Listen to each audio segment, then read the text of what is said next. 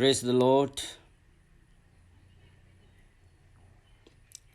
The theme for this morning is the disciple of Christ as salt of the earth. I have taken text from Matthew chapter 4 verse 13.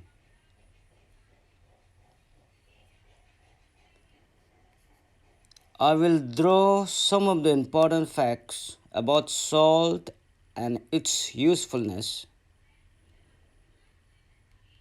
from this text. Here the Christians are compared with the salt.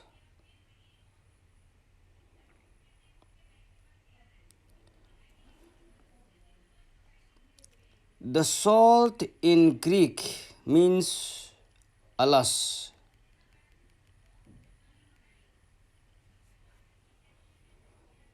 Matthew, the author, has been called as the teacher of the gospel because the material is very suitable for teaching.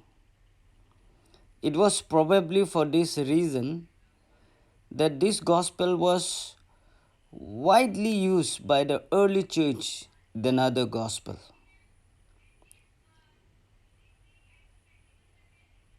Matthew, as an author, was leaning towards Jews as his audience. And he also portrays Jesus as the Messiah in this gospel.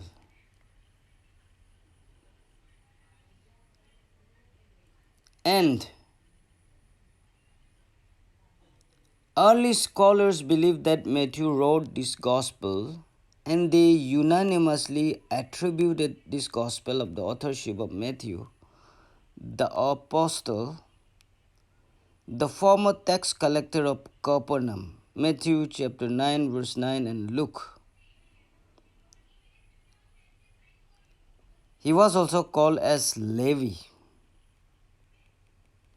I want to talk about some background. The Gospel according to Matthew provides the essential bridge between the Old and the New Testament. Matthew is a Gospel written by a Jew to the Jews about a Jew. Matthew presents Jesus as the King of Jews, the long-awaited Messiah. The meaning of the name Matthew is gift of the Lord, who is also known as Levi. Probably this book might have been written between AD 58 to 68. As said earlier, Matthew was the tax collector of Capernaum for the Roman government. You can just wherever relate to Indian soldiers or Indian people during British, reigned in India. British had reigned for 200 years in India. And those tax collector that people collected for them were Indian, not Britishers. Likewise, under Roman government, Jews were used to collect tax from the Jew.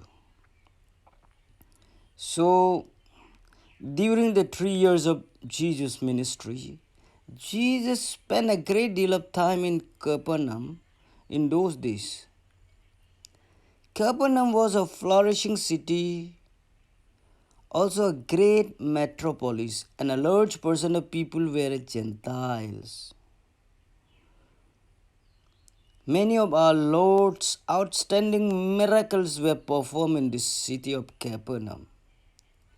And when we read Matthew chapter 11 verse 22 verse 24, Jesus once cried out in judgment against the city because of their unbelief. Okay, now get back to the main topic. So I was talking about the salt. In the ancient world, salt was highly valued. The Greek called salt as divine. In the time of Jesus, salt was connected with people's mind. Let us discuss three special qualities of salt. Number one, the salt was used for cleansing purpose. Secondly, salt was used as a preservative to preserve something. Thirdly, salt has a flavor.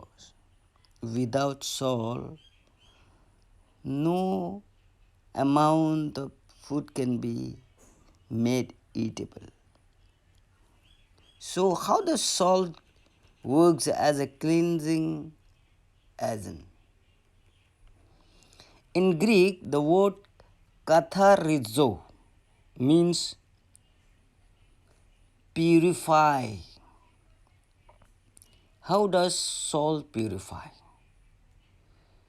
Salt was connected with purity in its glittering whiteness, made the connection easy. The Romans said that salt was the purest of all things because it comes from the purest of all things, the sun and the sea.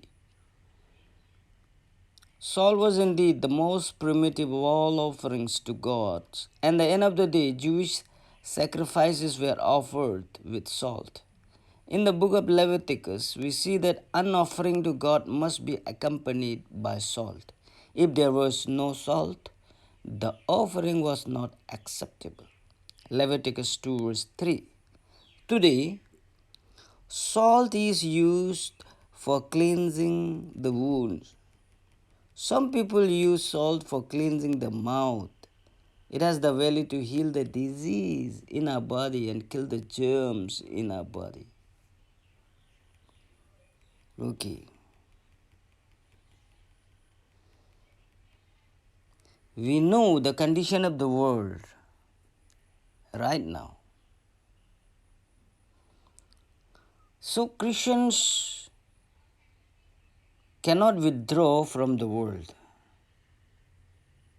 but he or she must keep himself or herself unstained from the world. James 1 verse 27. Number two, the salt as a preservative. Sunteretika means preservative in Greek. Jesus probably had another quality of salt in mind, and that was ability to preserve. When farmers and fishermen heard Jesus speak those words, they would have thought of the way they use salt most often to preserve fish and meat. Fishermen used to sell fish around Galilee to the capital city of Jerusalem. In the tribal area like North West Bengal, Nagaland, Meghalaya, Mizoram, etc., they used salt for preserving meat and fishes. In the ancient world, salt was the commonest of all preservation. It was used to keep things from going bad and to hold decay. We know meat is a dead body and a part of a dead body, and if we left of itself will go bad. It will decay and give bad smell, but salt preserve it and keep it afresh, like new soul inserted into a dead body. So, salt is a good preservative. Thirdly, salt lends flavor to things. Nuance or aroma in Greek means flavor. The greatest and the most obvious quality of salt is that salt lends flavor to things. Food without salt will have no taste. Salt was valued as a seasoning agent. When we take food and if the food is saltless, we say, pass the salt, please, because we recognize that salt has a way of bringing out the flavors to food. Even long ago, Job asked, could flavorless food be eaten without salt? Job 6 verse 6. So perhaps Jesus meant that his disciples were to bring flavors to life. In like manner, we should season life, and Christianity is to life what salt is to food. And Christianity lends flavor to life. Let our presence be a joy to others. Are you the reason of happiness in your home? Are you the reason of happiness in your class and in your dorm? Can you add little flavor in someone's lives? If you can, you are a salt. So, in conclusion,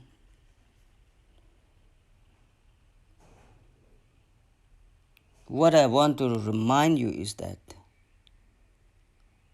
be a cleansing agent, be a preservative, be a flavors to the society. Because being a Christian, you can't do away with yourself when the world is dying. When the world is undergoing turmoil or when the world is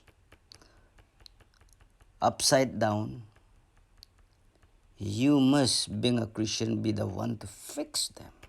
Praise the Lord. Thank you. Thank you for taking time to listen to these short passages. Thank you.